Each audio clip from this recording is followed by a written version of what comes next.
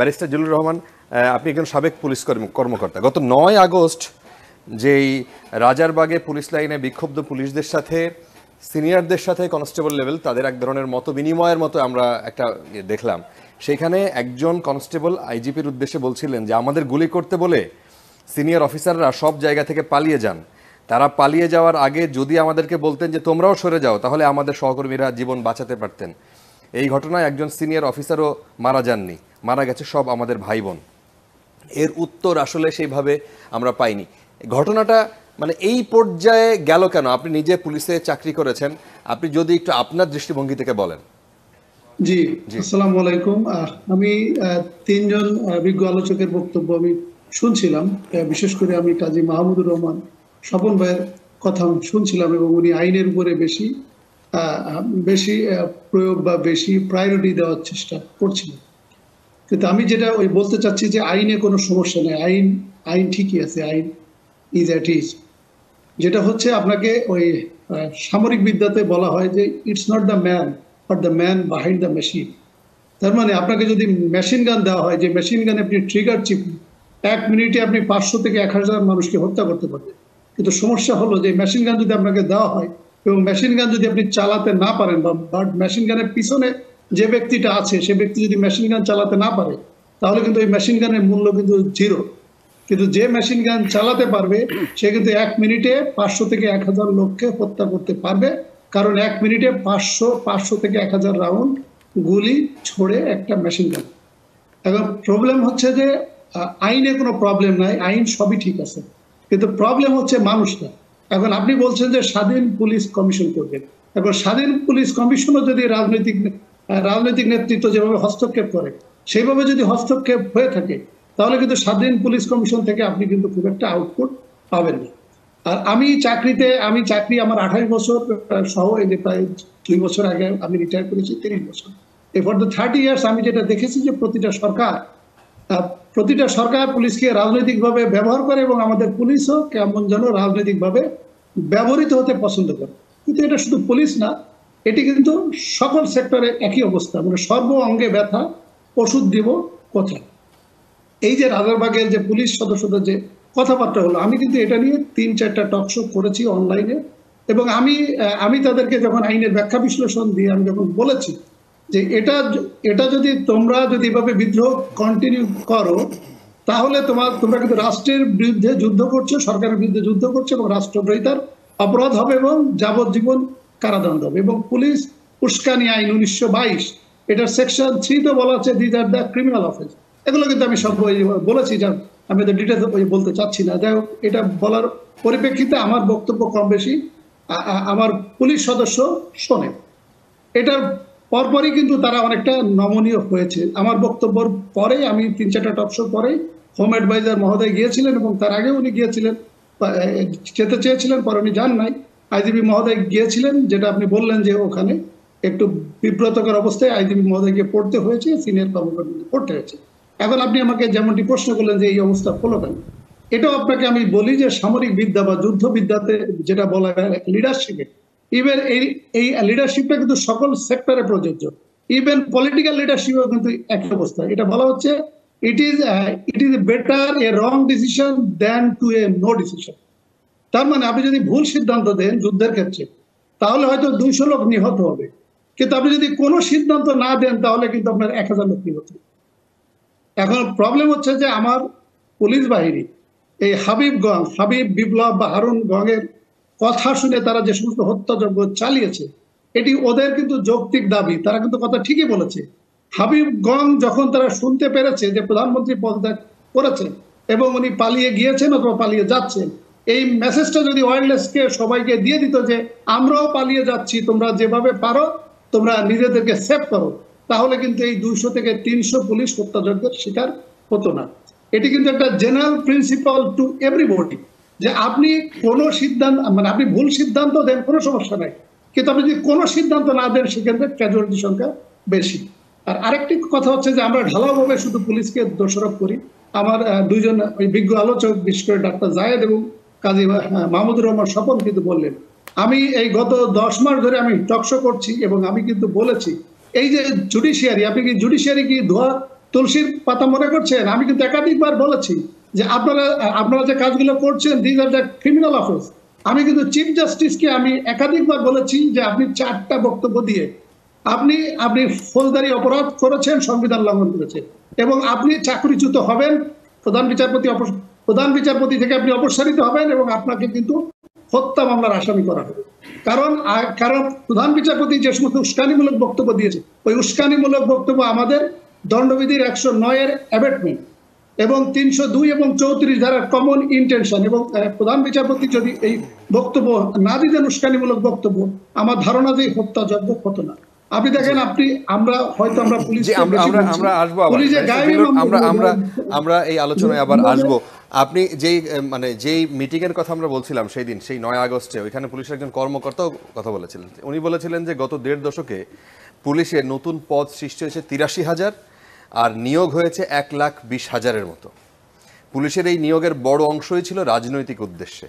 সদ্য ক্ষমতাচ্যুত আওয়ামী লীগ সরকারের 1.5 দশকের শাসনামলে তাদের ব্যবহার করা হয়েছে মূলত ক্ষমতা টিকিয়ে রাখার অংশ হিসেবে এবং কার্যক্রম হিসেবে। সেটি নিয়ে আমরা আলোচনা করতে চাই। আমাদের একটা বিরতির সময় আছে, বিরতির পর এসে দর্শক এই আলোচনায় আবার আসবো। আমরা একটু শুনতে চাই ব্যারিস্টার জিল্লুর রহমান, আপনার কাছে আপনি যদি একটু বলেন যে এই যে এখান থেকে ঘুরে দাঁড়ানো কমিশনের কথাও কায়সার ভাই বলছিলেন যে এটি দিয়েও পুলিশকে আস্থায় আনা কঠিন হবে এবং জবাবদিহিতার জায়গায় আসলেই কঠিন হবে। মানে আপনাদের পরামর্শ কি, সুপারিশ কি, কিভাবে হতে পারে? কায়সার ভাই যে কথাগুলো বলেছে, আমি সবগুলো কথার সাথে ওনার একমত। আমি শুধু একটা কথা ওনার সাথে একটু বিনয়ের সাথে দ্বিমত পোষণ করছি, সেটা হলো যে উনি যেটা বলেছেন যে আইন সংশোধন এবং আইন রিভিউ করতে হবে এবং এই ধরনের ক্ষমতা বা 54 ধারা বা পুলিশকে বিভিন্ন আইনে আটক করার যে ক্ষমতা দেওয়া আছে, এই ক্ষমতা তাদেরকে দেওয়া যাবে কিনা। এটি কায়সার ভাই, আপনাকে আমি দায়িত্ব নিয়ে বলছি এবং আমি একজন আইনজ্ঞ প্লাস আমি সাবেক 30 বছর পুলিশে চাকরি করে বলছি, আইনে কোনো সমস্যা নাই, কিন্তু প্রবলেম হচ্ছে আইনগুলো অমান্য করা হচ্ছে এবং আইনের ব্যত্যয়গুলো ঘটানো হচ্ছে। কিন্তু আইনের যখন ব্যত্যয় ঘটানো হচ্ছে, কিন্তু এটাকে অ্যাকাউন্টেবিলিটি যেটা করার কথা, সেই অ্যাকাউন্টেবিলিটি আমরা গত 16 বছর দেখি নাই। এর আগেও অ্যাকাউন্টেবিলিটিতে ঘাটতি ছিল, কিন্তু সেটা একটা সহনশীল পর্যায়ে ছিল। আমরা কিন্তু ব্রিটিশ পিরিয়ডেও কিন্তু পুলিশদের দায়িত্ব পালন করতে দেখেছি, পাকিস্তান পিরিয়ডেও কিন্তু পুলিশদের দায়িত্ব পালন করতে দেখেছি, ইভেন আমরা এরশাদ পিরিয়ডেও পুলিশদের দায়িত্ব পালন করতে দেখেছি, ইভেন আমাদের কেয়ারটেকার গভর্নমেন্ট 2008 পর্যন্ত দায়িত্ব পালন করতে দেখেছি। আমি 111-এ 2 বছরে আমি 3টি জেলার সুপারিনটেন্ডেন্ট অফ পুলিশ হিসেবে কাজ করেছি। আমি ঝিনাইদহের এসপি ছিলাম, রাজশাহীর এসপি ছিলাম, মৌলভীবাজারের এসপি ছিলাম। তখন কিন্তু আমাদের কি কোনো রাজনৈতিক কোনো হস্তক্ষেপ করা হয় নাই এবং রাজনৈতিকভাবে ইন্টারফেয়ার করা হয়নি এবং আমরা কিন্তু সঠিকভাবে দায়িত্ব পালন করেছি। এবং যে সমস্ত জেলাগুলোর কথা বললাম, এই সমস্ত জেলাতে আপনি যদি কোনো সদস্য, যদি আপনাদের ভিতরে কেউ থেকে থাকে অথবা কাউকে জিজ্ঞাসা করবেন যে ব্যারিস্টার জিল্লুর রহমান এই 111-এর সময় 2 বছর কি কাজ করেছিল, কেমন কাজ করেছিল এবং সে পুলিশ কর্মকর্তা হিসেবে কেমন। এখন আপনাদের যেটা সমস্যা হলো যে পুলিশ কমিশন বা স্বাধীন কমিশন যদি করা হয়, এটা ভালো উদ্যোগ, এটি ভালো উদ্যোগ, কিন্তু ওই স্বাধীন কমিশনকে স্বাধীনভাবে কাজ করতে দিতে হবে। কিন্তু আপনি স্বাধীন কমিশন করলেন কিন্তু আবার সেখানে সে রাজনৈতিক হস্তক্ষেপ, তাহলে কিন্তু এই স্বাধীন কমিশনের কোনো কার্যকারিতা থাকবে না। আপনাদেরকে আরেকটু বলি, সেটা হলো যে 111-এর সময় পুলিশ রিফর্ম অর্ডিন্যান্স 2007 একটা প্রস্তাব করা হয়েছিল এবং ওই প্রস্তাবের সাথে আমি জড়িত ছিলাম এবং ওই ড্রাফটিং এবং ওই আইনের সাথে আমি জড়িত ছিলাম, প্রক্রিয়ার সাথে জড়িত ছিলাম এবং সেখানেও কিন্তু স্বাধীন কমিশনের কথা বলা হয়েছিল এবং এই পুলিশের যে অ্যাকাউন্টেবিলিটি এবং পুলিশ যদি অপরাধ করে তাহলে তাদেরকে আইনের আওতায় আনে। কিন্তু এইটা 111-এর গভর্নমেন্ট মোটামুটি রাজি ছিলেন, কিন্তু হঠাৎ করে শেষের দিকে ওনারা আর রাজি হলেন না, কারণ ওনারা দেখলেন এটা তো ভালোই মজা, কারণ পুলিশকে যদি আমি স্বাধীনভাবে কাজ করতে দেই তাহলে 111-এর সরকারও 2 বছর থাকতে পারতেন। এই কারণে আলটিমেটলি ফাইনালি ওনারা অর্ডিন্যান্সটা পাশ করেন নাই, পুলিশ রিফর্ম অর্ডিন্যান্স 2007 ওনারা অর্ডিন্যান্স আকারে পাশ করেন নাই। আমরা ভেবেছিলাম যে রাজনৈতিক নেতৃত্ব আসলে হয়তো এটি করবেন, কারণ আমাদের সাবেক প্রধানমন্ত্রী শেখ হাসিনা উনি কিন্তু তার নির্বাচনী ইশতেহারে বলেছিলেন যে আমি ক্ষমতায় আসলে আমি র্যাপিড অ্যাকশন ব্যাটালিয়ন আমি ডিজলভ করব, এটি আমি রাখবো না, এটি একটা খুনি বাহিনী। এবং উনি কিন্তু বলেছিলেন যে আমি পুলিশ রিফর্ম অর্ডিন্যান্স, পুলিশের যতটা সংশোধনী করা যায় আমি এটা করব, কিন্তু উনি কোনোটাই কিন্তু এটা রক্ষা করে নাই। এই কারণে আমি কায়সার ভাইয়ের সাথে একটি বিষয়ে একমত পোষণ করি যে এদেরকে কিন্তু দৃষ্টান্তমূলক শাস্তি প্রদান করতে হবে।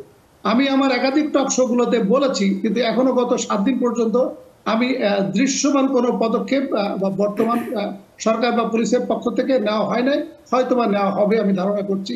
যেটা হলো যে যারা এই সমস্ত হত্যাকাণ্ডের সাথে জড়িত রাজনৈতিক নেতৃত্ব এবং পুলিশ কমান্ডারগণ, ইভেন সেনা কমান্ডারগণ, র্যাপিড অ্যাকশন ব্যাটালিয়ন কমান্ডারগণ, তাদেরকে যুদ্ধ অপরাধ ট্রাইব্যুনাল আইন 1973 আছে, যেটার অধীনে কিন্তু যুদ্ধ অপরাধ ট্রাইব্যুনালে আদালত আছে। এই আদালত কিন্তু মানবতা বিরোধী অপরাধের বিচার করা হয়েছে।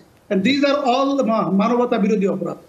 এখানে কিন্তু 3 থেকে 6 মাসে আদালতে রেডি আছে, শুধুমাত্র বিচারক পরিবর্তন করলে তাদের সাজা প্রদান করা যাবে।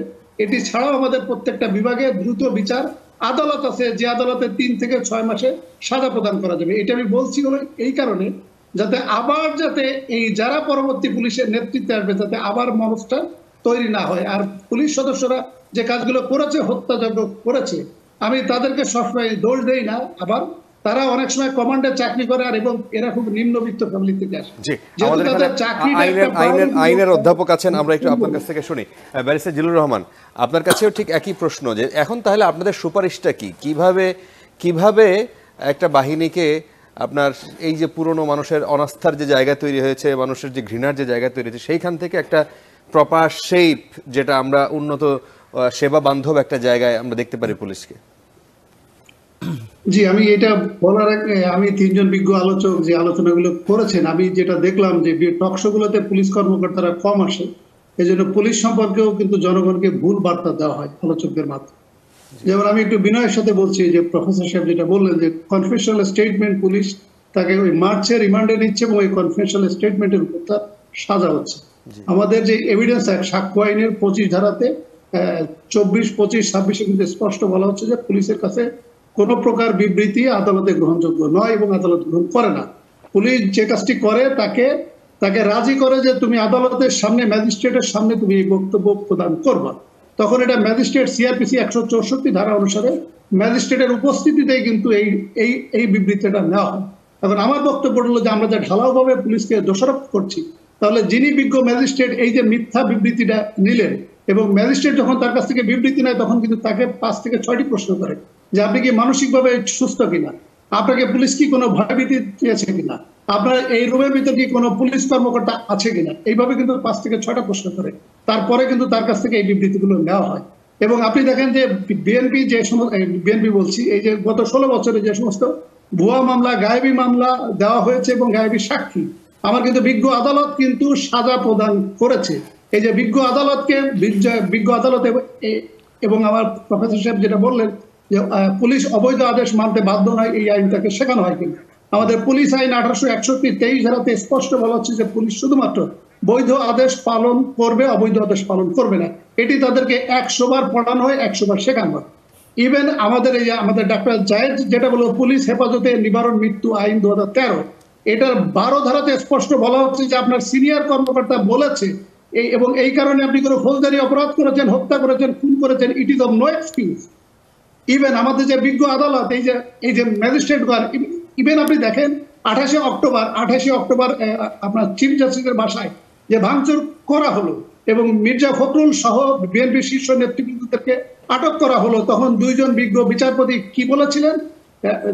বিজ্ঞ বিচারপতি বলেছিলেন যে মির্জা ফখরুল নাকি গত 2 বছর ধরে ভোটের আন্দোলনের জন্য যে আন্দোলন করছে, এটি নাকি দেশটাকে জাহান্নাম বানিয়ে ফেলা হচ্ছে, এবং মির্জা ফখরুলের নেতৃত্বে যে কাজটি করা হয়েছে এটি নাকি সংবিধান লঙ্ঘন এবং রাষ্ট্রদ্রোহিতার অপরাধ।